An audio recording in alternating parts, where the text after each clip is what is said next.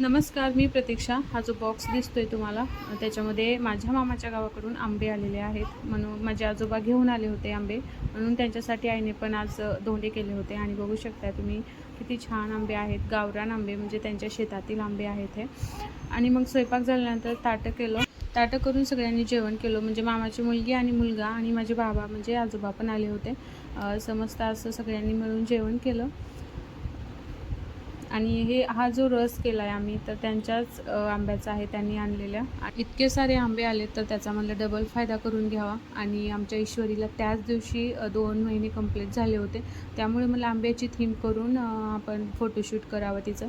पण आमचा प्रांशू मध्ये करत होता. आम्ही वेगळीच थीम करणार होतो, पण म्हणलं चला उगं टोपल्यामध्ये आंबे ठेवून तिचं फोटोशूट तरी करावं. त्यामुळे तिला छान असं तयार केलं, ड्रेस वगैरे घातलं तिला.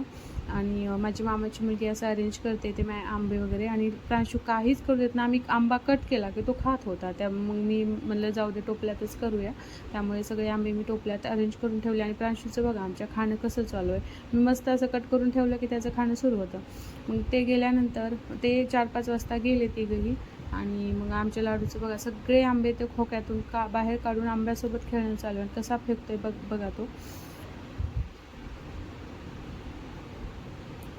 आणि आंबे फेकून सगळ्या घरानं करून मस्त असा बसलाय, पाय लांब करून. आणि इतकी मजा करतो ना तो. तर असा गेला आमचा आजचा दिवस. तर उद्या भेटूया.